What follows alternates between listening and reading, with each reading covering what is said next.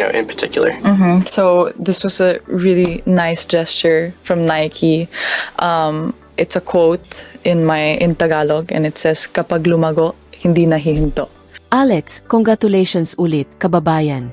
Salamat sa pagbuhat mo ng bandila ng Pilipinas sa pinakamalaking stage ng tennis sa mundo. Center Court Wimbledon, parang panaginip na naging totoo para sa isang dalagang galing Quezon City. Pero higit pa sa mga panalo at ranking points, may isang kwento na mas lalong nagpaiya at naggatibok ng puso ng buong bayan. Ito yung kwento ng kanyang malaking sweldo pagkatapos ng makasaysayang run. At ang desisyon na nagpatunay na hindi lang talino at galing ang meron si Alex Ila, kundi puso na puno ng malasakit. She had just earned the biggest paycheck of her young career, around British pounds sterling 300,000, mahigit i-25 milyon depende sa palitan. Isang life-changing sum na siguradong magbibigay ng seguridad sa kanya at sa buong pamilya niya sa mga susunod na taon. Isipin niyo yun, mga kababayan. Mula sa scholarship student sa Rafa Nadal Academy noong 13 taong gulang, hanggang sa pagiging unang Filipino na umabot sa second week ng Grand Slam sa Open era. Dinismantling niya ang defending champion na si Iga Swiatek sa center court. Ginawa niyang dagat ng Philippine flags ang buong All England Club. Mga daan-daang libo ang nanood, umiyak at sumigaw ng Alex sa bawat tunto. At pagkatapos ng lahat ng yun, pagkatapos ng masakit na laban-laban kay Jasmine Paolini, may ginawa siyang desisyon na nagulat hindi lang sa tennis world, kundi sa buong Pilipinas. When reporters asked about her historic earnings, her answer was not what anyone expected. Ang sabi ng marami, "This sport has given me enough." Wika niya sa simpleng paraan. What matters now is giving back, not collecting. Natahimik ang press room. Nagkatinginan ang kanyang team. As sa Pilipinas, parang buong bayan ang tumigil sa paghinga. Tapos sabay-sabay na umiyak sa tuwa at pagmamalaki. Ang payday na hindi lang para sa sarili BY reaching the round of 16 na sa Wimbledon 2026. Nakuha ni Alex ang malaking prize money. Mahahalagang Blitier ranking points na nag-push sa kanya papunta sa career high ranking na nasa paligid ng no 28 hanggang no 32. At isang lugar sa history books ng Philippine sports na walang ibang Filipino ang nakamit sa Open era. Bago ang 2025 season, ang career earnings niya ay nasa humigit kumulang $455,000 lang kabuuan.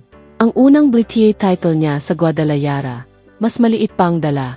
Isang first-round exit sa Wimbledon noong nakaraang taon. Humigit kumulang British pounds sterling 66,000. Pero itong 2026 Wimbledon lang. Isang tournament, mas malaki pa sa lahat ng pinagsama-sama niya noon. Ang season palang bago pa man ang London ay malakas na. Pero walang katulad ang impact ng linggong ito. Hindi lang pera to, mga kababayan. Ito ay validation pagkatapos ng lahat ng hirap at sakripisyo.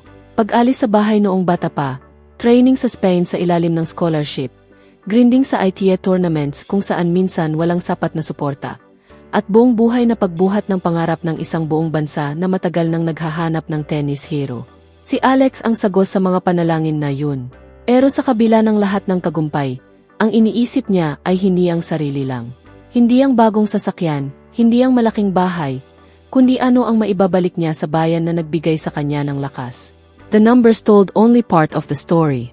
The rest was written in the tears on center court, the thunderous standing ovation from the crowd na puno ng Philippine flags, at ang tahimik pero matatag na desisyon pagkatapos ng heartbreaking loss kay Jasmine Paolini.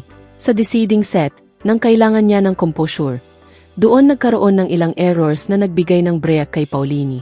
Pero kahit sa pagkatalo, nakatayo siya ng matatag, nag-shaps ng hair sa crowd, at sinabing never say die. Yun ang Pinoy spirit na dala niya, kahit sa pinakamahirap na sandali. Giving back, tunay na ugat ng isang champion, hindi ito bigla ang desisyon na ginawa para sa kamera. Simula pa noong junior days, tahimik nang ginagawa ni Alex ang pagtulong. Siya yung tipong scholarship kid na hindi nakalimutan kung saan siya galing. Sa simpleng buhay sa Quezon City, sa mga court na minsan puno ng hamon, sa pamilya na sumuporta sa kanya ng walang sawang dasal.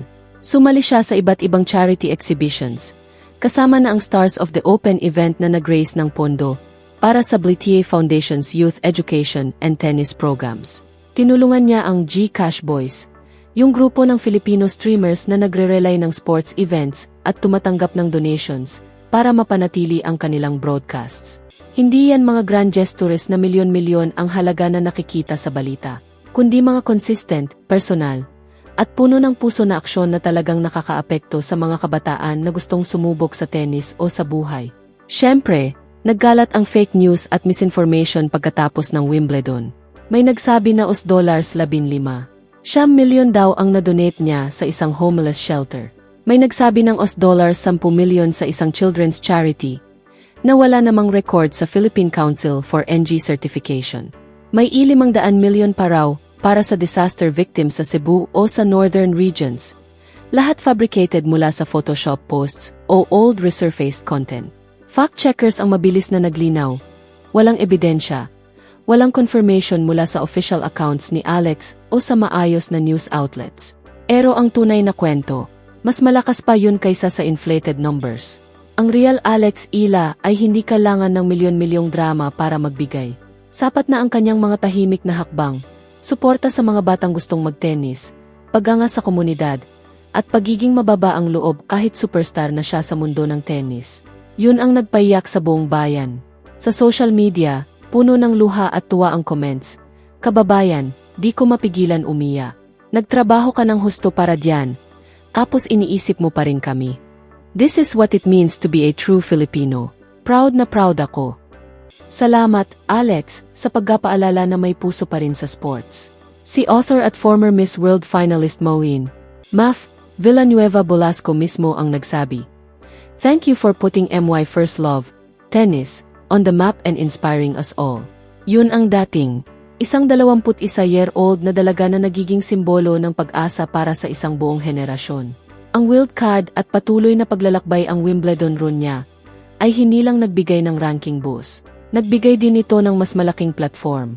Sa National Bank Open sa Toronto, Canada, ang tournament director na si Carl Hall, na matagal nang namumuno at nag-expand sa event mula sa attendance hanggang broadcast teach, ay nakakita ng espesyal na bagay kay Alex.